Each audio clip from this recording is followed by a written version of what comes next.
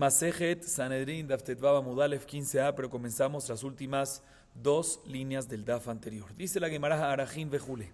Mencionamos en la Mishnah al principio del Masejet que cuando una persona quiere hacer una evaluación de Arajin en bienes y objetos movibles, se necesita hacer en presencia y ante tres personas. Antes de seguir leyendo la Gemara, expliquemos qué es Arajin. Arajin, traducción literal, es valor.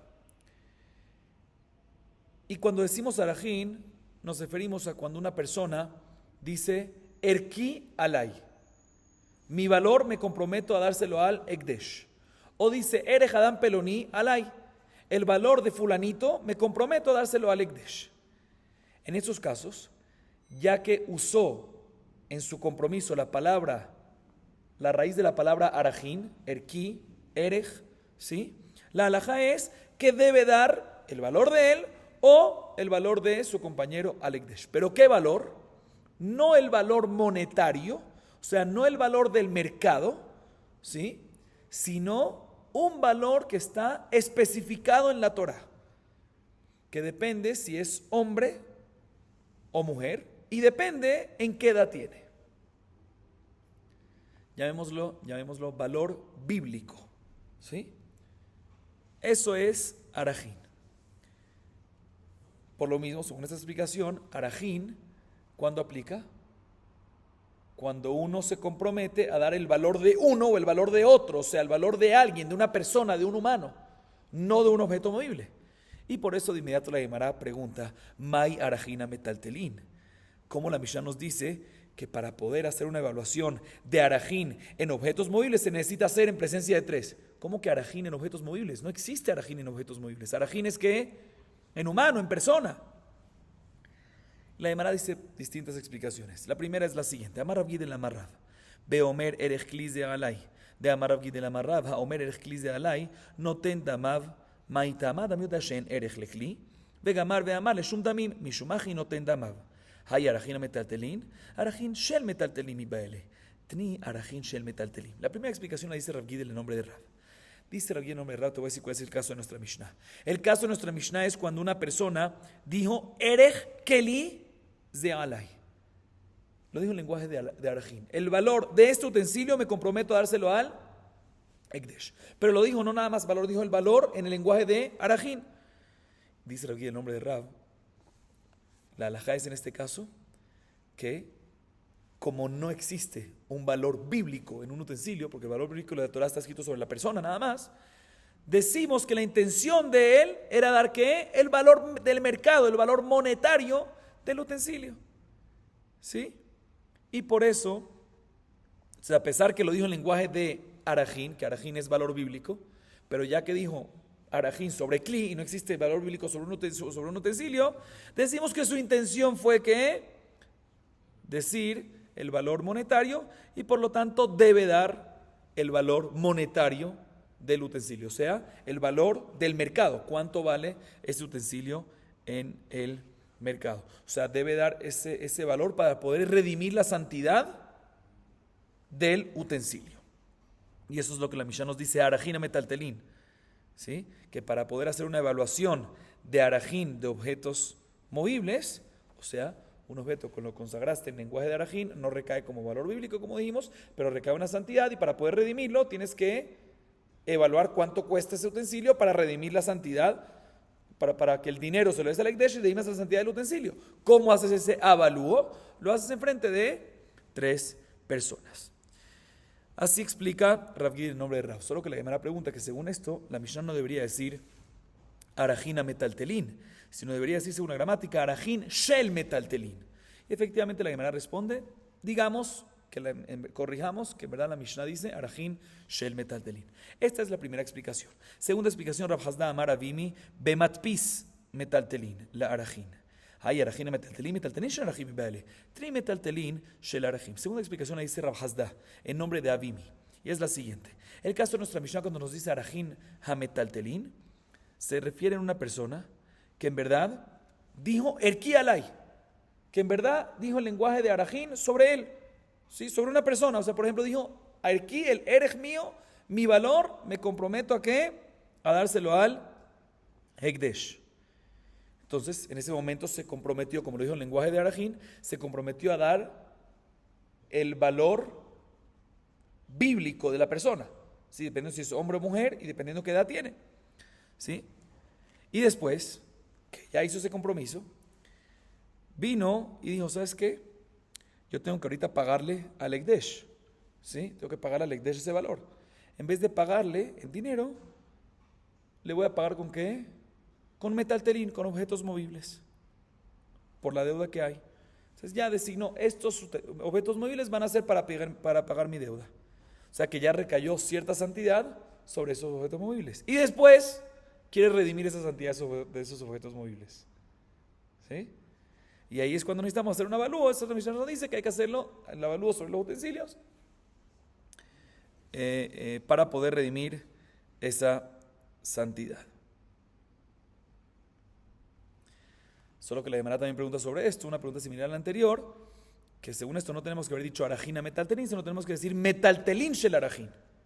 Dice la Gemara, efectivamente corrijamos, no arajín a metaltelín, sino metaltelín shel arajín. Esta es la segunda explicación. Tercera y última explicación, Rabbi Abba Amar, Beomer erki alay, va con likvot mimenu metaltelín, bishlosha karkaot beasara. Tercera explicación la dice Rabbi Abba. Dice que nuestra Mishnah está hablando en un caso que la persona dijo erki alay, dijo el lenguaje de Arajín sobre él mismo, sobre una persona, no sobre sí. Mi valor, me comprometo a dárselo al Bet Hamikdash.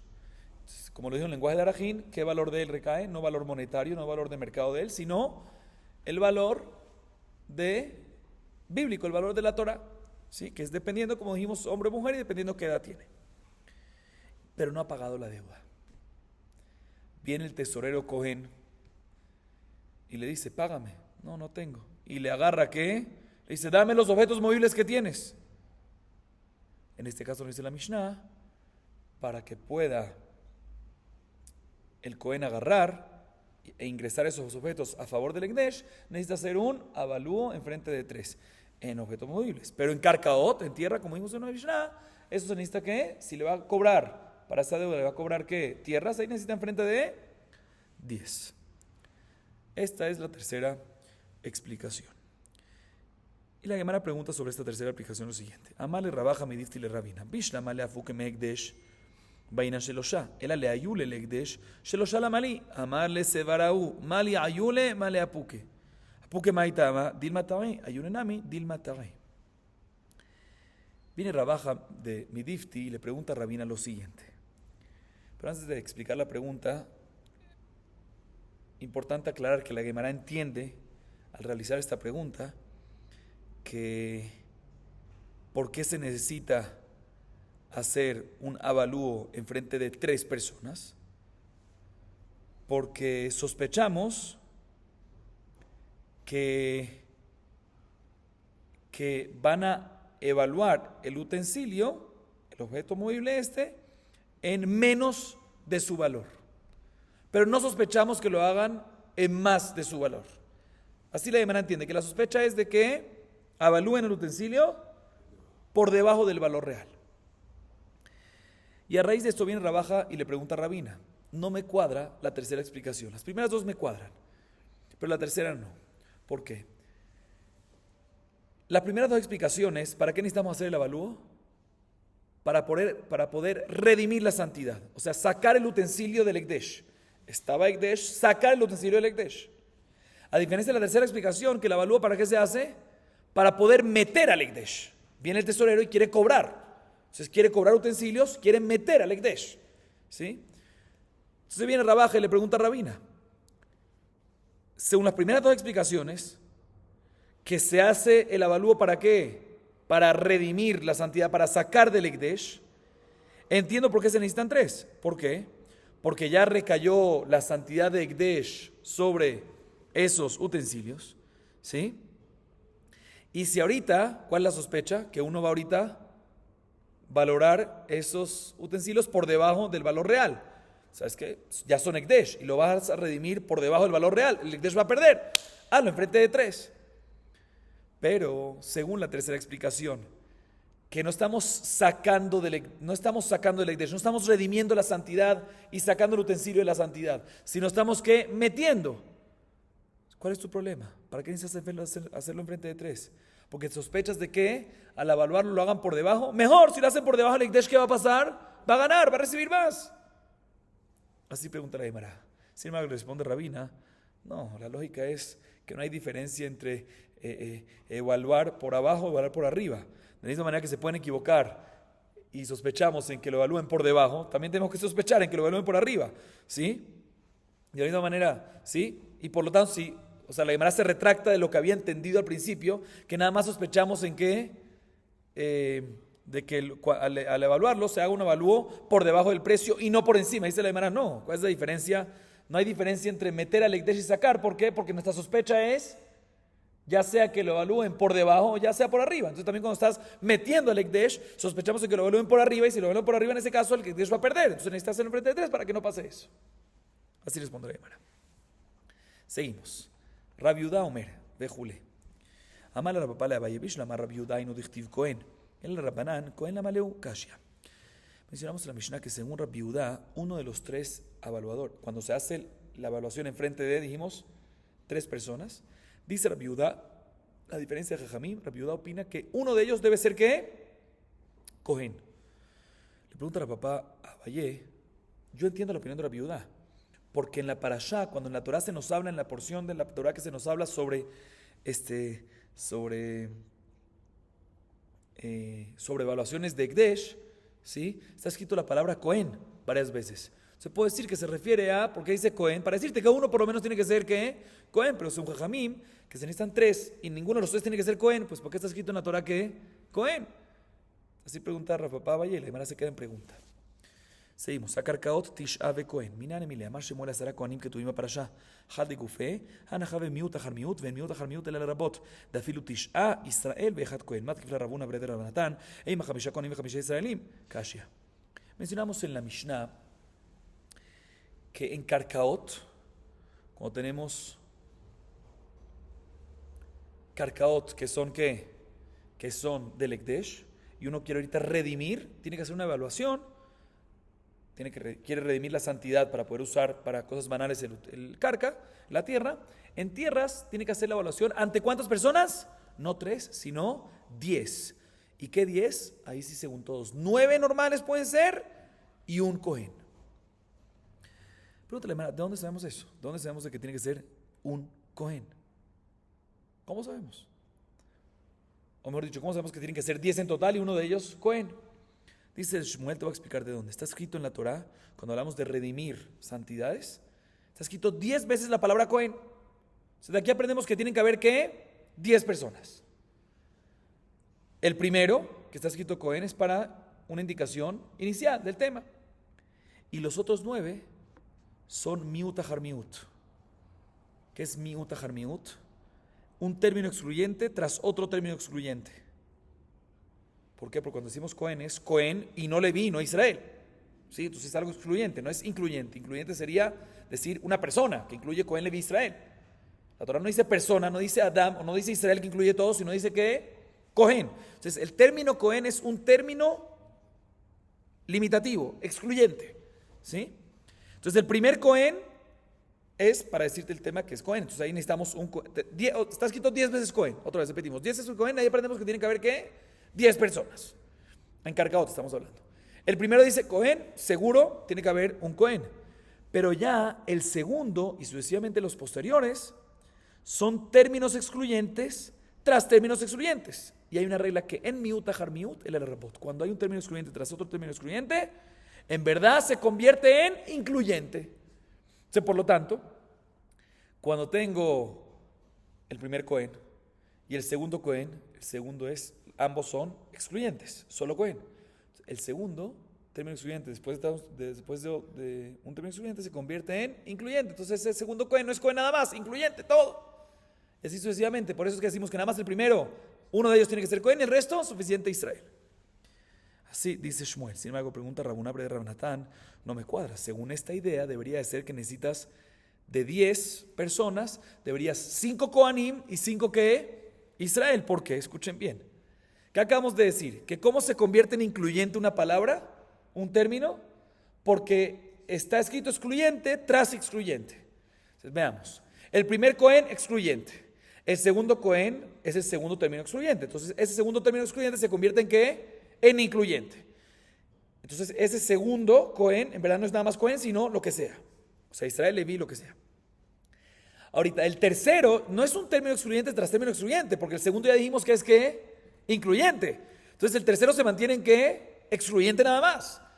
Y así sucesivamente, 1, 1, 1, 1. O sea, total de 5 y 5. Entonces, debería ser, según esta idea, que es 5 Kohanim, 5 Israelim. Entonces, ¿por qué 1 Cohen y 9? Normal, la hermana se queda en pregunta. Kashia. Seguimos. Ve Adam kayotze baem. Adam mikadosh. Amar Rabbi Abau beomer damai alai. Tetania omer damai alai shamim oto que eved hanimkar beshuk. Ve eved itkesh le karkaot. Después de que en la Mishnah mencionamos que para redimir santidad de karkaot, de tierra, se necesita hacer la evaluación de esa carga ante cuántas personas, en presencia de 10 personas, y uno de ellos Cohen, que no entendimos tanto, la Gemara se queda en pregunta, pero sí dijimos, dice la Mishnah después, Ve Adam kayotze baem. Igualmente con una persona que fue consagrada, y uno quiere redimir la santidad de la persona, necesita que también ante hacer el avalú de la persona, ante 10 personas y uno que Cohen. La Gemara entiende que está hablando en un caso que la persona no dijo, no estamos hablando en un caso que la persona dijo Erki alay, no lenguaje de Arajín. Entonces saquemos el caso de Arajín antes por fuera, ¿sí? Aquí no es valores bíblicos, porque eso nada más aplica cuando la persona dice que Erki, Arajín, Erej. Y aquí no estamos hablando de eso. La Gemara entiende que está hablando en una persona que está hablando en un caso que la persona dijo, yo soy Kadosh. Yo soy santo. Y sobre este caso, la Mishnah nos dice que uno tiene que hacer un evalúo en frente de 10 personas, uno de ellos Cohen. ¿Cuánto vale la persona? Y por eso pregunta la inmediato la Gemara, una persona no puede consagrarse. No existe que una persona se consagre, existe que una persona consagre sus bienes, sus pertenencias, sus tierras. Pero una persona no puede consagrar, una persona puede dar su valor. Sí, como en el caso del Arajín, un valor bíblico puede comprometerse a hacer el Ekdesh, pero no puede consagrarse él mismo. Entonces, ¿qué se refiere aquí? Que una persona también es equivalente, que si se consagró para hacer la evaluación de cuánto vale, tiene que ¿qué? Hacerlo en frente de 10 personas. ¿Qué la Mishnah nos dice? Dice Rabbi Abba, o no te voy a explicar. Aquí estamos hablando de un caso, definitivamente no se consagró. No existe que yo diga, o que una persona diga, yo me consagro, o yo te consagro. No existe. El caso aquí es cuando dijo, Damai alay, o Dami alay. Mi valor de mí me comprometo a dárselo a el Ekdesh. Pero fíjense, no lo dijo en lenguaje de Arajín, de Erej, como antes, sino dijo Dami, mi valor. Dami es mi valor del mercado. ¿Y cómo se evalúa esto? Uno ve cuánto vale esta persona en el mercado cuando se vende como un esclavo kenanita. Ese es el valor, y ese valor se lo tiene que dar al Ekdesh. ¿Sí? Y por eso necesitan, ¿cómo uno analiza ese valor? ¿Cómo uno se evalúa cuánto vale la persona? Si es fuerte, si no es fuerte. ¿Cómo funciona eso? Lo hace ante 10 personas. Eso es lo que nos dice la Mishnah. ¿Y por qué hay que hacerlo enfrente de 10 personas? Porque lo comparamos con Karkaot, con tierras. ¿Sí? ¿Y por qué lo comparamos con tierra? Porque ya que hablamos a la persona que se comprometió de esta forma como un esclavo kenanita, y el esclavo se compara con Avadim Kushle Karka, siempre se compara con cara. Por eso es que lo comparamos siempre con tierra, por eso es que siempre lo comparamos con tierra que se necesita hacer ante 10 personas, uno de ellos Cohen. Muy bien. Ahorita la Gemara empieza el siguiente tema. Bai Rabbi Avin, Sear Haomel Digzos, Bekama. Que Gazuz dame u Beshlosha o que Mehubar dame u Beazara. Escuchen bien el tema que la Gemara empieza a hablar. Pero antes de explicar lo que acaba de leer, básicamente según lo que dijimos, cuando hay algo metaltelín, ¿sí? Bienes muebles, bienes movibles, objetos movibles, y fue consagrado para el Ekdesh o lo que sea, uno tiene que hacer el avalúo en presencia de 3. Y vimos que cuando hablamos de la persona, se compara con tierra y se necesitan ¿cuántos? 10. Viene Rabbi Avin y pregunta lo siguiente: ¿qué pasa a una persona que tiene un pelo largo y está a punto de irse a cortar el pelo? ¿Sí? Todavía no se lo ha cortado, pero ya está a punto de irse a cortárselo. Y la persona esta consagra su pelo, su cabello, consagra su cabello. Y ahorita quiere redimir la santidad del cabello. ¿En presencia de cuántas personas hacen el avalúo del valor del cabello? Por un lado podemos decir, ya que está a punto de cortarse, es como si fuese que ya está cortado y es considerado metaltelín, entonces es suficiente en presencia de 3. O podemos decir, no está cortado todavía. Sí, en un segundo lo iban a cortar, pero en el momento que lo consagró todavía estaba conectado a su cuerpo, es parte del cuerpo, entonces lo consideramos como mejopar, como tierra, y por lo tanto necesita ¿cuántas personas? 10 personas. Esa es la duda de la Gemara. Dice la Gemara, Tashema, Hamagdish et avdo en moalim bo. Rabban Shimon Gamliel Omer, moalim besearo, vekaemalan, de besearo omel digzos pelige shmamina. Dice la Gemara, te voy a traer una prueba para solucionar esta duda de una baraitá. Básicamente es un mahloket tanaim, nos dice la Gemara. Porque en la baraitá que acabamos de leer dice lo siguiente: ¿qué pasa una persona que consagra a su esclavo kenaanita? Cuando una persona consagra algo, si es un objeto movible y después tiene provecho de eso, transgrede por algo que se llama ¿qué? Meilá. Meilá. ¿Sí? Meilá es una prohibición, que no puedes tener provecho del Ekdesh y tienes que traer un corbán. Tienes que pagar el capital de que tuviste provecho, más un quinto. No vamos a entrar en eso. Pero se llama meila. Pero eso nada más se metaltelín. Pero cuando una persona consagró una tierra, ¿sí?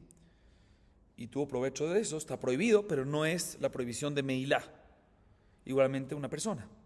Porque la persona se compara con la tierra. ¿Cuándo se puede consagrar la persona? No existe. El esclavo kenaanita, me refiero a persona aquí en este caso. ¿Qué pasa si una persona consagró un esclavo kenaanita y tuvo provecho del esclavo kenaanita?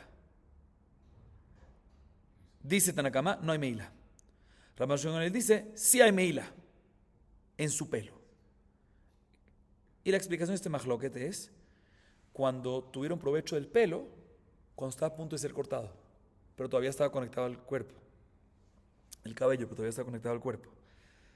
Entonces, Tanakama básicamente opina que ya que está a punto de ser cortado, a pesar que está a punto de ser cortado, es considerado como parte del cuerpo y por lo tanto no hay meilá. Sin embargo, Rabban Shimon dice, hay meilá porque a pesar que no se ha cortado todavía, cuando hiciste el ekdesh, pero ya que está a punto de ser cortado, es como si fuese que ya se cortó. Entonces, básicamente, tú preguntas si un pelo que está a punto de cortar se considera como parte del cuerpo y por ende lo comparamos con la tierra o lo consideramos como un objeto movible, es más lo que están ahí. Según Tanakama, es parte del cuerpo y según Rabban Shimon Gamliel, no. Es como si fuese que ya está cortado. Neymah anitanay que anitanay. Rabbi Meir detnan. Rabbi Meir omer yesh dvarim she'en kekarka ve'enam kekarka. Ve'en chachamim modim lo keitzad eser kfanim te'unot masarti lecha ve'ala omer en המלח 5. רבי מאיר מחייב. וחכמים אומרים כל המחובר לקרקע הרי הוא כקרקע. ואמר רבי יוסי בר חיינה והנביא במועדו להיבצר עסקינן. מר סבר כבצורות דמיין ומר סבר לא כבצורות דמיין. לא, אפילו תמר רבי מאיר עד כאן לא כאמר רבי מאיר תמה כל קמא דשב כלהו מכחש כחשה. אבל סרדו כל קמא דשב כלהו השבוחה משבח. La Gemara intenta decir que hay otra discusión entre dos Tanaim en Masejet Shavuot, en la Mishnah Masejet Shavuot, que aparentemente discuten en la misma discusión que acabamos de ver en la Baraitá entre Jajamim, entre Tanakama y Rabban Shimon Gamliel, si algo que está a punto de ser cortado es como si fuese que ya está cortado o como si fuese que todavía está conectado. La Mishnah Masejet Shavuot dice lo siguiente. Antes de explicar la Mishnah Masejet Shavuot, una pequeña introducción. Hay un concepto que lo hemos visto en los Masejetot anteriores que se llama Modebe Miktzat, que es cuando, por ejemplo, viene un demandante y demanda a su compañero y le dice, me debe 100. Y el demandado dice, no, un segundo, yo ya te pagué parte, entonces ya te pagué 50. O sea, básicamente está diciendo, estoy de acuerdo que te debo, pero parcialmente. Entonces reconoce parcial. Entonces, normalmente la halajá es que cuando el demandado reconoce parcial, el demandado jura a favor de lo que está diciendo, y una vez jura queda exento de pagar la segunda parte, nada más lo que reconoce. Ahorita eso nada más aplica metaltelín. Dinero, me debes utensilios, me debes eso. Pero no en karkaot, no en algo que está conectado a la tierra. Entonces la Mishnah Masejet Shavuot 42b nos dice lo siguiente. Dice Rabbi Meir, hay cosas que se consideran tierra cuando están conectadas a la tierra y hay cosas que aunque estén conectadas a la tierra no se consideran tierra. Y Jajamim no están de acuerdo con Rabbi Meir. ¿Cuál es el caso? Dice la Mishnah que pasa una persona que le dice a su compañero, yo te di para que me cuides 10 vides llenas de uvas, o sea, conectadas a la tierra. Y le responde, vamos a decir que así le dice Shimón a Reubén, yo te di 10 vides llenas de uvas. Y le responde Reubén, el demandado, no, estoy de acuerdo que me diste, pero no me diste 10, me diste nada más 5. Dice Rabbi Meir, El demandado, Reubén, puede hacer es modem mitzat, puede jurar que nada más son 5 y queda exento. Sin embargo, Jamim dicen, no señor, cola mejupar que le carga. Aquí estamos hablando cuando le depositó esas vides, no se las dio cortadas, se las dio ¿qué? Para que se las cuide en la tierra. Entonces cola mejupar le carga es como carca y no aplica en carca, no aplica en tierra, modem mitzat. Explica Rabbi Yossi Brahainá, que cuál es el caso aquí, aquí estamos hablando de un caso que le dio unas vides con uvas llenas de uvas que estaban a punto de ser ¿qué? Cosechadas. Y Rabbi Meir opina que ya que estaba a punto de ser cosechadas, como si fuese que ya están cosechadas, entonces como si fuese metal telín, entonces aplica modem mitzat, entonces por eso puede jurar y estar exento. Sin embargo, no por eso puede jurar, por eso debe jurar para poder estar exento. Si no, Jamim dice no. Aunque están a punto de cortarse, no se han cortado todavía. Es como si fuese, entonces carca. Ya que es carca, no es necesario que jure para estar ¿qué? Para estar exento. Y efectivamente el demandado se exenta, paga nada más lo que él dice y se exenta la otra parte sin que haga juramento. Sí, según Jajamí. O sea, no se necesita llegar a modem mitzat. Modem mitzat es que el demandado jura y está exento. ¿Sí? Aquí, según Jajamim, ya que es mejubar, se considera mejubar, no es necesario que jure. En modem mitzat es necesario que jure para estar exento aquí. Pues, aparentemente es la misma idea, el mismo machloket. ¿Sí? Rabbi Meir en esta Mishnah opinaría como Rabbi Shimon Gamliel en la baraita anterior, que algo que está conectado, a pesar que está conectado, pero ya que está a punto de ser cortado, es como si fuese que ya está cortado. Y Jajamim en esta Mishnah opinan como Tanakama en la baraita anterior, o como Jajamim en la baraita anterior, que ya que no se ha cortado, sigue siendo considerado cortado. Sigue siendo considerado conectado. Dicen, no. Puede ser que no depende una de otra. ¿Por qué? Porque puede ser que en el caso del pelo, ambas opiniones en la Mishnah Masejet Shavuot, ya sea Rabbi Meir, ya sea Jajamim, o sea, también Rabbi Meir va a estar de acuerdo de que se considera, a pesar que se va a cortar, se considera que, a pesar que se va a cortar, está a punto de cortar, se considera todavía conectado. Y aquí en la Mishnah en Masejet Shavuot, ¿por qué? Rabbi Meir dijo que ya que está a punto de ser cortadas, se consideran las uvas, ya que están a punto de ser cortadas, se consideran metal telín, se consideran ya cortadas. ¿Sabes por qué? Porque aquí en el caso de las uvas, si se queda más tiempo, se dañan las uvas. Entonces es como obligatorio cortarlas, a diferencia del pelo, que es lo contrario. Mientras más tiempo se queda, más crece y más bonito se pone. Se puede ser que en el caso del pelo, también Rabbi Meir, que en la Mishnah, en Masejet Shavuot, en el tema de las uvas, dijo que si está a punto de ser cortado es como si fuese cortado. Puede ser que el caso del pelo va a decir que a pesar que está a punto de ser cortado, sigue siendo ¿qué? Conectado. Entonces el Mahloket de Masejet en Shavuot puede ser que no haber Mahloket, según las dos opiniones de Masejet Shavuot, puede ser que en el caso de desear van a estar de acuerdo con la opinión de Jajamim en el tema del pelo, que mientras que está conectado todavía no lo han cortado, apenas que está a punto de ser cortado, se considera conectado. Seguimos. Dine nefashot vejule. Kapasik vetani. Loshna rovea zahar veloshna rovea nekeva. Bishama rovea nekeva dichtiv arakta et האישה ואת הבהמה. אלא rovea zahar minalan. dichtiv כל שוכב עם בהמה מות יומת. אם אינו עניין לשוכב, תנו עניין לשכב. ואף כרחמנה ולשון שוכב, להכו שנשכב לשוכב. מה שוכב הוא ובהמתו ב-23, אף נשכב הוא ובהמתו ב-23. Mencionamos en la Mishnah que cuando son casos de pena capital, casos de pena de muerte, se necesitan juzgar estos casos ante una corte de Sanedrín Ketaná, 23 jueces. La Mishnah nos trae unos ejemplos, unos casos, que es cuando un toro sodomizó a una persona o cuando una persona sodomizó a un toro. En ambos casos hay que matar a la persona y también a el toro. Y en este caso también el toro hay que hacerlo enfrente de ¿qué? Es pena capital del toro y se necesita hacer ante ¿qué? 23 jueces. Ahorita, la Mishnah nos habló de un toro que sodomiza a una persona o una persona que sodomiza a un toro. Mashma, que no hay diferencia entre si es mujer o si es hombre esta persona. ¿Sí?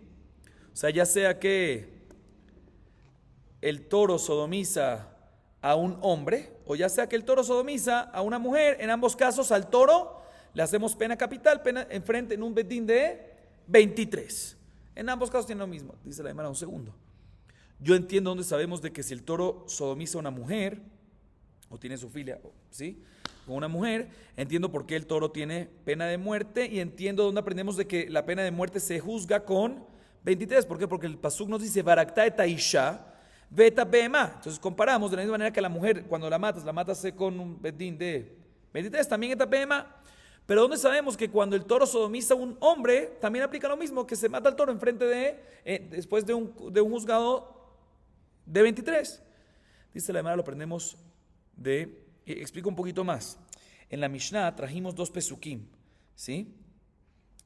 Y un pasuk habla sobre un toro que sodomiza a una mujer, y el segundo habla cuando un hombre sodomiza a el toro. Pero no tenemos un pasuk sobre una fuente de que el toro sodomiza a un hombre, también ahí aplica 23. Eso es lo que la Mishnah, eso es lo que la Gemara busca. Dice la Gemara, el pasuk que es en Shemot 22:18, dice Kol shochevim behemat mot yumat, ¿sí? Cualquier persona que sodomiza a un animal, morirá. Pero aparentemente, ¿sí? No necesitas decirlo, porque esto ya se aprende de otro pasuk. ¿Sí? Ya está escrito en otro pasuk. ¿Para qué está extra? Ya que está extra, decimos que ya que no es necesario este pasuk para decirnos de que si una persona sodomiza a un toro, un hombre, aquí está hablando de un hombre, que un hombre que sodomiza a un toro, morirá, porque ya está escrito en otro pasuk, decimos que se refiere a un caso contrario, cuando el toro sodomiza a un hombre, ¿sí? Y está escrito en lenguaje shochev, ¿sí? ¿Y por qué fue dicho en lenguaje? Si es así, ¿por qué está escrito en lenguaje shochev? ¿Sí? Para decirte que comparamos a la persona que es sodomizado. Un segundo. Sí, comparamos a el que fue sodomizado por el animal a el que sodomizó a un animal. El que fue sodomizado por un animal, el que sodomizó con él. De la misma manera que el que sodomiza a un animal. Un segundo. Sí, de la misma manera que el que sodomiza a un animal, él y el animal tienen pena de muerte en presencia de 23. Igualmente, el animal que sodomiza a un hombre, ¿sí? Igualmente, el animal que sodomiza a un hombre, ya sea él, o sea, el hombre, ya sea el animal, tienen pena de muerte, pena capital, y se juzga en frente de 23. Entonces ya tenemos aquí una fuente de que un toro que sodomiza a un hombre, sino nada más a una mujer, sino también un hombre, muere el toro al igual que el hombre, y se juzga previamente en un bedín de 23. Seguimos. Shor haniskal be'esrim u'shlosha sheneemar ashor yisekel vegam be'alav yumat kemitat ha'be'alim kach mitat hashor. Mencionamos en la Mishnah qué pasa un caso de un toro que mató a una persona, un toro que mató, no sodomizó. Ahorita estamos hablando cuando un toro mata a una persona. No lo dañó, no lo perjudicó, lo mató. La halajá es de que al toro hay que matarlo. ¿Y cómo se le mata? Esquilá, se le apedrea, lapidado. ¿Sí? Pero se le juzga al toro en frente de un bedín, antes de darle la pena de muerte al toro, a través de esquilá tienes que hacerle un bedín de 23. ¿De dónde aprendemos eso? Dijimos en la Mishnah del versículo 21, Shemot 21-29, que nos dice, Ashor Isakel, vegam be'alav yumat. El toro lo lapidarás, o sea, lo apedrarás, y al dueño morirá. Ahorita, el dueño no muere. ¿Por qué está escrito que el dueño morirá?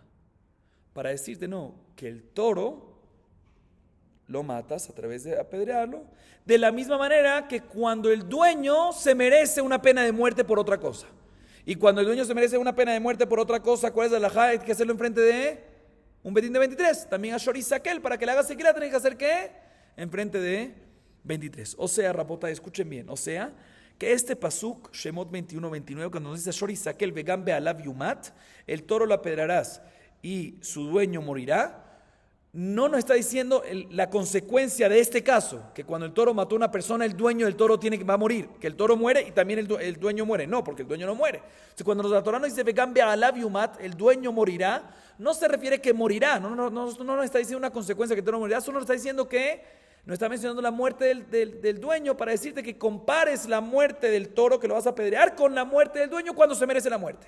De la misma manera que cuando se merece una muerte por otra cosa, de la misma manera que lo compares para el tema del betín, de la misma manera que en la muerte de la persona necesitas que casos capitales necesitas 23, igualmente en Shor Isakel 23. Así seguimos en la Mishnah. Bien, la Gemara empieza a analizar esto y nos dice lo siguiente: Amarle a Abaye Raba. Mimai dehai vegam be'alav yumat dechmitat balim kach mitat ashor udeata. Emalek tara udeata. Imken, lichto vegam be'alav elishtok yumat. Y katab Rahamana achi ava amina beskila. Beskila salkadatach. Katal iu besaif mamono beskila. Vidil mai de katab Rahamana yumat. Leakule y la ve. Leapuke misabe le genek. Anija le manda amar genek jamur. Él le manda amar genek kil. Maika le memar. Lo salkadatach. Dichtib im kofer yushat alav. ויסל כדתך בר כתלהו, והכתיב לא תיקחו כופר לנפש רוצח. אדרבה, משום היא גופה. כתל היא הוא לא תסגל לממונו אלא בקטלה. כתל שלא לפרוק נפשה מממונה. אלא אמר חזקיה וכן תנבא חזקיה, אמר כרמות יומת המכה רוצח הוא. על רציחתו אתה הורגו, והיא אתה הורגו על רציחת שורו.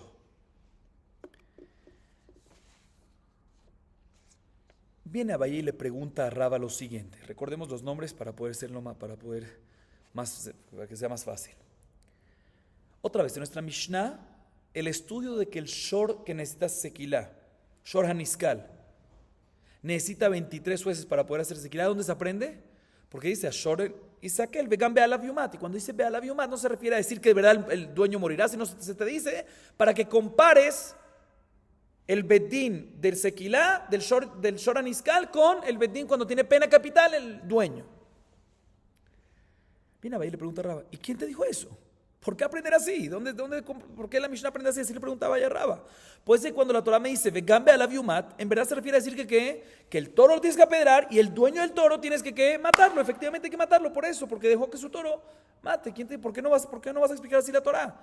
Y si es así, no tenemos una prueba de que el shor haniskal se necesita hacer con 23. Porque toda la prueba es porque fue dicho la segunda parte del pasuk. Si no, en verdad no recibe pena de muerte. Está extra para decirte esto. Pues que no está extra. Esa segunda parte del pasuk fue decirte que efectivamente el dueño muere. Así le pregunta Abaye a Raba. Le responde Raba: no, seguro que no es así. Porque si efectivamente el dueño tendría de verdad pena de muerte por ser dueño del toro, el pasuk me debería haber dicho Ashor Isakel vegan be'alav. ¿Por qué me tiene que decir la palabra yumat? Ashor Isakel, al toro lo apedrarás. ¿Y también a quién? Al dueño. No tiene que volver a decir yumat. Ya estamos hablando que mitad del toro. Y también el dueño, no hace falta decir yumat. Esa palabra está extra. ¿Para qué? Para decirte, compara. Dice la verdad, no. Pero sigue preguntando a Abaye, no estoy de acuerdo. Porque si me hubiese dicho Ashor Isakel, vegan be'alav, sin decir la palabra yumat, hubiese dicho que el Ashor Isakel, el toro morirá, y el dueño también ¿qué? Morirá a través de ¿qué? Sequilá. De la misma manera que el toro sequilá, también la persona sequilá. ¿Sí? Y no puede ser. ¿Por qué? Porque por eso fue escrito yumat, pregunta Abaye, para decirte que la mitad es no sequilá, sino la mitad ¿cuál es? Henek. ¿Cuál fue tu respuesta, Raba? Que si hubiese sido así, me hubiese dicho Ashor Isakel, vegam be'alav, no hace falta decir yumat, no, está diciendo yumat, porque si no dices yumat hubiese dicho que tiene sequilá y no tiene sequilá. Por eso, ¿cómo sabes que no tiene sequilá? Porque te dice yumat. Responde Raba, no, pero para eso no es necesario decir la palabra yumat. Yo nunca hubiese pensado, también sin la palabra yumat, nunca hubiese pensado que el dueño del toro tiene pena de muerte de apedrear, de sequilá. ¿Por qué? Porque ¿qué pasa si una persona misma mata a otra persona? ¿Qué pena capital tiene? Saif, que es espada. ¿Sí? Decapitación. Entonces, cuando su pertenencia mata, va a darle más consecuencias. Sequilá, que es mucho más fuerte, mucho más contundente, seguro que no es sequilá. Entonces, aunque no diga la palabra yumat, dice Raba, hubiese sabido de que no es sequilá. Dice Abaye, no, pero puede ser que te dijo la palabra yumat para decirte, normalmente cuando una persona es, listo, sin la palabra yumat no hubiese dicho que es sequilá, pero normalmente cuando una persona mata a otra persona, ¿qué es? Saif, decapitación. Y a través de que te dice yumat, te viene a enseñarte que en este caso, que él no mató, sino sus pertenencias mataron, no es necesario saif, sino suficiente que genek, ahorcar, que es más leve todavía. Dice la Gemara, perfecto, esto me cuadra según la opinión que dice, un segundo.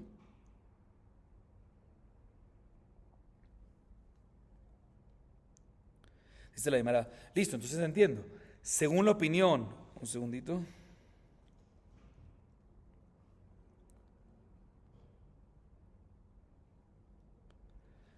Bien, así pregunta, así vuelve a preguntar a Valle, ¿no? Esta es la pregunta de Valle, que puede ser que se necesita todavía la palabra yumat.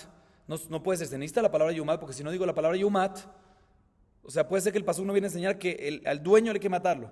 Entonces, ¿por qué dice, y por qué no dice solamente vegan be'alav y no dice suficiente vegan be'alav? ¿Para qué tiene que ser yumat? No, para decirte que a pesar que normalmente es saif, en este caso hacemos ¿qué? Genek. Dice, y Abayé como que limita su pregunta y dice, según la opinión que me dice, hay un mahloket que es peor, Genek o saif.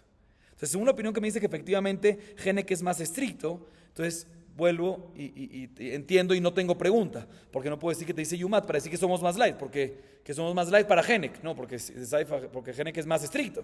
Pero según la opinión que dice que efectivamente Genek, que ahorco es más leve, se vuelve la pregunta, ¿el yumat lo necesitas para qué? Lo podrías necesitar para decirte que la persona tiene pena de muerte y se dice yumat y no nada más venga be'alav, aunque seguro no es kekilá, pero hubiese dicho que es saif para decirte que no es ni saif sino un poquito más leve. Entonces si es así, vuelve la pregunta de Abayé, ¿por qué no decimos de que esa segunda parte del pasuk es para decirte que el dueño del toro tiene pena de muerte realmente? Dice, no puede ser. ¿Por qué no puede ser? Porque si efectivamente la Torah se refiere con esta parte, así le responde Raba, Abayé. Si la Torah cuando dice esta segunda parte del versículo se refiere a decir de que vegan be'alav yumat, se refiere a decir que efectivamente el dueño del toro también tiene pena de muerte, no me cuadra. ¿Por qué? Porque ahí mismo en Shemot 21, el pasuk que le sigue, 30, ¿no? El anterior es 21-29, este es 21-30. Dice, Im kofer yushat alav. Si el dueño del toro quiere pagar un rescate, está tranquilo. Dice, un segundo, pero si la Torah dice que tiene pena de muerte, no existe que con un rescate se exente. Sí, como está escrito en la Torah en Bamidbar 35-31, Loti kukofen anefesh otzeach, una persona asesinó a otra persona y por ende el asesino tiene una pena de muerte, nos dice la Torah, no vayas a agarrar un rescate para exentarse. Entonces, si efectivamente esta segunda parte del pasuk le dice Raba a Abayé, se refiere a una consecuencia de pena de muerte, ¿cómo puede decir el próximo pasuk que de un rescate y está tranquilo? Viene Abayé y le dice, no es correcto lo que me está diciendo. Puede ser que en verdad justamente eso. Normalmente uno no puede agarrar un rescate por cuando tiene pena de muerte, pero eso es cuando una misma persona mata. Pero aquí que mató su propio toro, puede ser que la halajá es que tiene consecuencia de muerte, pero si él quiere dar un rescate, se le exenta, se le acepta. Pero en Devarim está escrito que no agarres el rescate cuando una persona mató. Sí, cuando él mató mismo no le agarra rescate, pero aquí que su toro mató tiene pena de muerte, pero puedes agarrarle un rescate. Entonces vuelve la pregunta de Abayé. Entonces, ¿cuál es la pregunta de Abayé? Repetimos, ¿de dónde aprendemos de que el toro se juzga en frente de 23? Y la segunda parte, Torah, porque habías comparado con la segunda parte con la muerte del dueño. Pero la muerte del dueño, pues cuando hay muerte del dueño en otra cosa. Dice, no, pero puede ser cuando está escrito en la segunda parte de muerte del dueño, es efectivamente la consecuencia del muerte del dueño. ¿Sí? Dice la Gemara, no. Dice Hizkiah, y igualmente así dice en la Baraitá, que fue mencionado en el Mirash de Hizkiah, está escrito en el Pasuk 30, en Bamidbar 35-21, Mot yumat hamake, rotzeahu, morirá el asesino, rotzeahu, asesino es. ¿Sí? Está extra. Si yo te digo, morirá el asesino, el que pegó, el que mató, obviamente porque es asesino. Entonces, no, el Pasuk dice, morirá el asesino porque asesino es. Sí, ya dijimos que mató. Ese rotzeahu está extra para enseñarte ¿qué? Para enseñarte, motiumat, morirá, lo matas cuando él mató, cuando la persona mató, pero no lo matas cuando su toro mató. Entonces seguro cuando dice la segunda parte del versículo que mencionamos antes, en Shemot 21-29, Ashor Isakel vegan be'alav yumat, no es de que de verdad el dueño muere, porque acabamos de deducir de que el dueño no muere sino únicamente, que la persona no muere sino únicamente si él mató, no si su pertenencia mató. Entonces seguro para qué está escrito esta segunda parte, vegan be'alav yumat, para decirte que fue dicho el pasuk eso, te mencionó la muerte del dueño en otros casos. ¿En qué casos no está mencionado? Otro caso que no está mencionado, o sea, se mencionó el concepto de muerte del dueño para decirte que comparamos cómo se ejecuta la pena de muerte del dueño, posible muerte del dueño, que es en frente de 23, igualmente en el toro, en frente de un bedín de 23. Seguimos. Ibaeleu, Shor Sinai, Bekama, Migamar Shara, Medorot Olo, Tashema, Rami Barjeskel, Im Bema, Im Ish lo Yahye, Maish Besim Shusha, Av behema be'esrim ushlosha. La Gemara viene y pregunta, tiene la siguiente pregunta. La siguiente duda que tuvieron en el Midrash. Está escrito en la Torá, cuando se recibió antes de Matán Torah, antes de recibir la Torá, está escrito de que Am Israel no podía subir al monte. No nada más Am Israel, los animales. Está escrito, Ishameru lachem alot barun goa bekatzeu, que nadie vaya a subir al monte del Sinai. Cualquier persona que lo toca, morirá. Im behema imish lo yihye. O animal, o hombre, o persona, no va a vivir. O sea, debe ser ejecutado a la muerte. Ahorita, eso fue Horacha. Si eso fue mientras que se recibió la Torá, después no hay ningún problema, uno puede subir al Sinai hoy en día. No se sabe exactamente dónde queda, pero uno podría. La pregunta es, ¿qué pasa a un toro que efectivamente subió al Sinai en ese momento de la santidad, de la prohibición? Y por ende tiene ese toro que pena de muerte.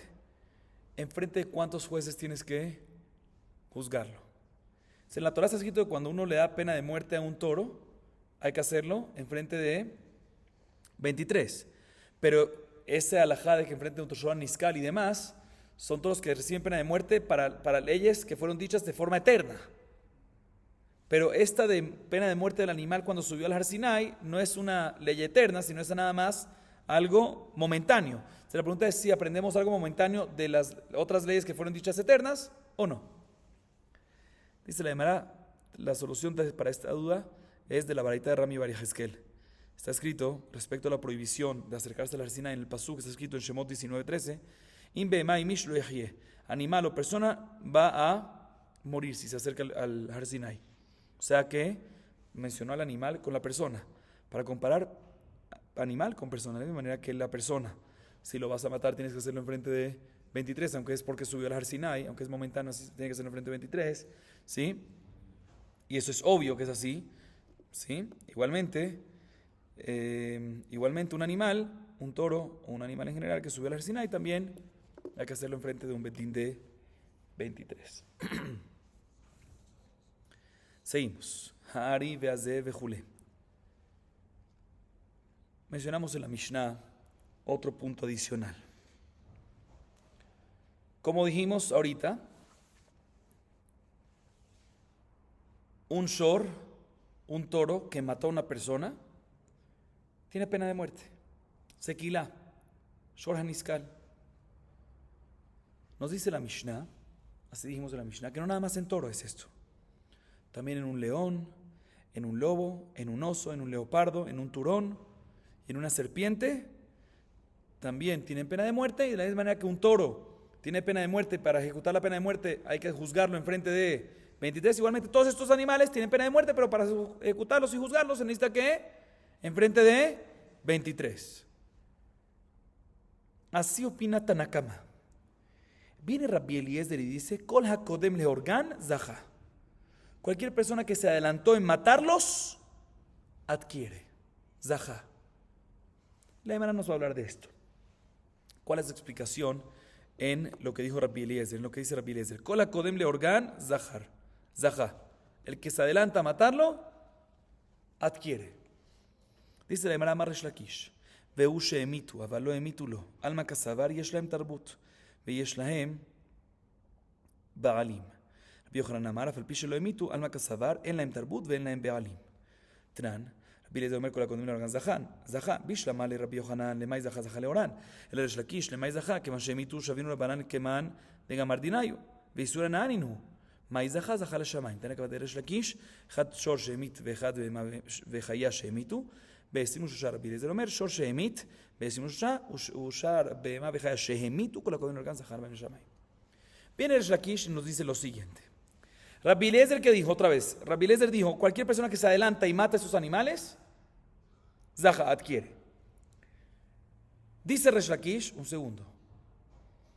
Cuando Rabbi Eliezer viene y dice, otra vez, ¿qué dice Tanakama? Importante que dice Tanakama es que estos animales, si mataron, uno no puede matarlos. Tiene que juzgarlos ante un betín de 23 y ahí se ejecuta. Rabbi Eliezer dice, el que se adelanta, Zaha, adquiere. ¿Qué significa adelanta? Dice Rabbi Eliezer, no. Se adelanta a matarlos después de que mataron. Tienen que esos animales primero matar, y una vez mataron, uno puede adelantarse antes de que el Betín juzgue. Pero si no han matado, no tienes derecho de matar a todos estos animales que mencionamos. Al león, al lobo, al oso, leopardo, turón y serpiente. Así opina Resh Lakish. O sea que Resh Lakish opina que estos animales son animales que pueden ser domesticados. ¿Sí? O sea, podemos enseñarlos de que no perjudiquen, que no dañen. Y es por eso, cualquier animal que puede ser domesticado no se considera efker, y el que lo tiene es el dueño, si se considera que lo tiene. Si es de alguien, se considera que le pertenece a él. Sí, porque ya que se pueden ser domesticados, uno puede tenerlos. Entonces el dueño es considerado dueño y por lo tanto no puedes matarlos. Por eso es que está prohibido matarlos. A menos de que ya mataron, ahí puedes adelantarte y matarlos antes de que el juzgue el Betín. Pero tienen que matar. ¿Así opina quién? Resh Lakish. Sin embargo, Rabbi Yohanan dice, no. Cuando Rabbi Eliezer dice, así es Rabbi Yohanan, cuando Rabbi Eliezer dice que puedes adelantar y matarlos, no es nada más adelantarlos antes del juzgado del Betín, sino adelantar y matarlos apenas los ves, aunque no han matado a nadie, puedes adelantarte y matarlos. O sea que de aquí vemos que Rabbi Yohanan opina aparentemente que estos tipos de animales son animales que no pueden ser domesticados y por ende no se considera que tienen un dueño. Y aunque alguien me dice es mío, es efker. ¿Por qué? Porque como no pueden ser domesticados, no tiene baalut. ¿Sí? Y por lo tanto, si nada no le pertenece a nadie, una persona puede adelantarse sin problema y ¿qué? Matarlo. Mahloket. ¿Cuál es la explicación de Rabbi Eliezer? Bien, la Gemara pregunta sobre Resh Lakish, sobre la primera opinión, lo siguiente. Está escrito en nuestra Mishnah que Rabbi Eliezer dice que cualquier persona puede venir a adelantarse a matarlo, ¿sí? Y es adelantarse Mahloket, si es adelantarse antes del juzgado, adelantarse inclusive antes de que ellos maten. Pero después que está dicho, Kola Kodem Leorgan Zaha, adquiere. Dice la Gemara, según Rabbi Yohanan, que se consideran efker. Yo entiendo que Zahá adquiere que él los mata, se adelanta antes de todos los mata, y Zahá en la piel, adquiere la piel, puede agarrar la piel para uso, para hacer lo que sea con la piel. Pero según Resh Lakish, que lo que nos dice que puedes adelantarte y matarlo es únicamente ¿cuándo? Únicamente después de que mataron, ¿sí? Únicamente después de que mataron, ¿sí? ¿Qué significa adquiere? ¿La piel? No.